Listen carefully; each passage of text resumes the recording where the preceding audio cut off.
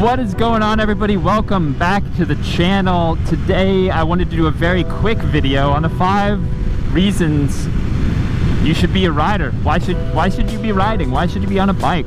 Or I guess more specifically, why do I personally love riding, and they probably apply to you. So if you don't own a bike and you're trying to convince yourself to get one, this video is definitely for you. And if you do own a bike and you just are addicted to motovlogs, even though you also ride like me, this video is also for you. Before I jump in, disclaimer, this is a very last minute video. I have had a crazy busy week at work, and let's just go straight. And bumpy. And I haven't had a time to plan out like an actual full storyline video. Speaking of which, I am super impressed with the motovloggers who are just absolute legends at telling stories on their bikes, and it is my dream to reach their level of ability to just talk and it not be boring. So hopefully I exhibit some of those qualities in today's video. And if I do, leave a comment, leave a like, leave a subscribe, and I'll catch you in the next one. Wow, I need a tune. This thing needs a tune. So, what are the 5 reasons that you should get a bike, and 5 reasons that I love riding? Number 1, it is an absolute form of meditation. It is legitimately, if you're doing it correctly, that is, it is an absolute form of meditation, mind centering, being exposed to the elements, enjoying, having fun, staying focused. Dude, that guy had like 4 bikes in his driveway. That's awesome. Yeah, so if you're doing it right, and let me describe what doing it right means. That means you have a ritual for getting on the bike to put your mind in the right place before you get on. You're not rushing, you're not thinking about where you need to get to, because it doesn't matter where you need to get to, legitimately. The journey matters, because you're out here absolutely putting yourself in harm's way.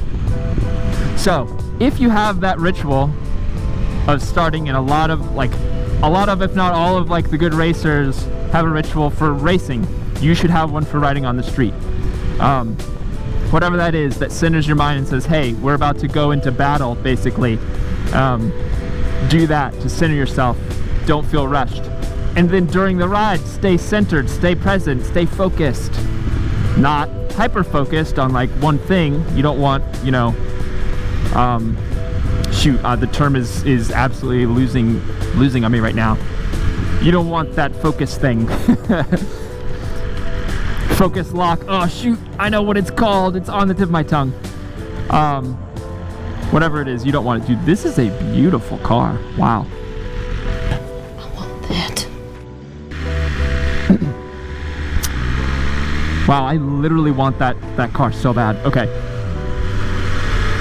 So it's an absolute form of meditation, provided you do it correctly, you stay focused, right? You're out here in the elements, you need to stay focused and present. So you can't be thinking about a bunch of things, which leads you to kind of aligning your mind.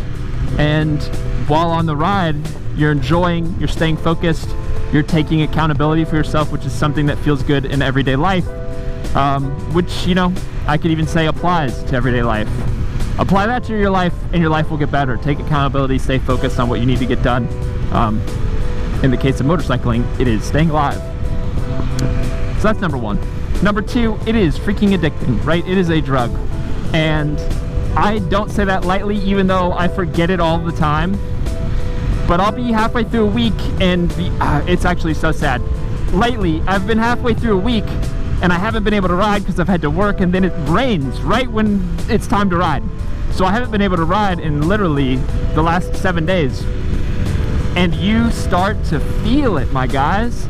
You start to feel how much you're missing that bike.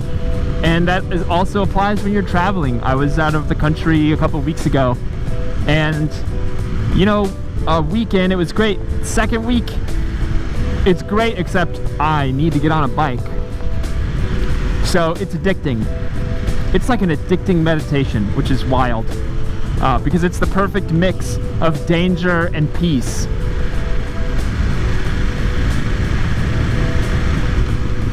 I want this car. Wow. The perfect mix of danger and peace. Number 3 is the adventure. I have gone on a lot of great adventures on my bikes, with friends, alone, with family, alone, and it's unmatched because you're so free. So not only are you adventuring on roads that you've driven, you know them, they're not new, but the experience is new when you're on a bike because you're part of the world when you're riding, in a heightened way, right? So that's number 3, the adventures, right? You do an adventure, something might go wrong, but it's all part of the journey, so it's great. You don't have a bike that can carry lots of stuff, so you're limited to what you can bring. Limitations are great because they cause for more story points, right? More obstacles for you to uncover. The adventure, hands down. And the first 3, right? You'll notice the first 3 reasons to get a bike and the reasons I ride are not connected to other people at all. I would own a bike whether or not I had people around, but that brings me to the 4th reason to own a bike, which is the community. And again, this one is double-sided because you have to choose your friends wisely, as you do in anything. But you have to be particularly careful, in my opinion, on who you choose your friends to be in the riding community, biker life, right? I happen to have a lot of really cool motorcycle bros. They're pretty responsible, they care about their lives, but they'll also like to have fun. But yeah, the community's great, provided you pick your circle wisely. I don't want to deal with anybody's, I don't want to apply anybody else's unrestricted risk tolerance to my rides. So, I don't know, take that with what you will. And the last one, what is the last one? I had a last one. It kind of, I think number 5 was like attached to freedom and adventure, but they're kind of the same thing.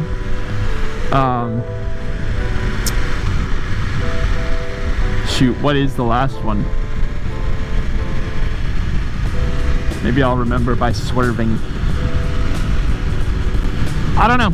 I don't remember what the last one is. It absolutely is not to get girlfriends. That dude's about to be in the middle of the road.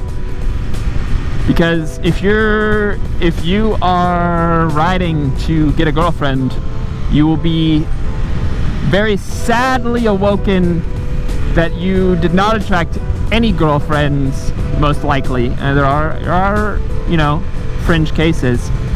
You attracted straight male bros. So there you have that. If you want bros, get a bike. Most of the time though, I ride for myself, and it's a bonus if I have someone along. So yeah guys, that was just a simple video. I hope you enjoyed. If you want more, let me know. I'm planning out some more videos on just kind of life, day-to-day stuff, business stuff, advertising, marketing stuff. Maybe I can share my enthusiasm around some topics, share my expertise around others that I feel might be helpful to everyone. So yeah, if you enjoyed, leave a like, leave a comment if you have any thoughts, questions, ideas, anything. And leave a subscribe if you're not and you want to, if you like bikes. We kept it chill. We didn't even break 100 on this video. So hopefully that is a good representation about sometimes I will just take this bike and cruise, and that is why I got it. You can watch my video about it. I don't need to go fast on this thing all the time. I am just here to vibe. So yeah, hope you guys are having a good one. I hope I can get a track day in soon. I'll make a video about that. And I will see you, the downshifts. I'll see you in the next one. Let's go.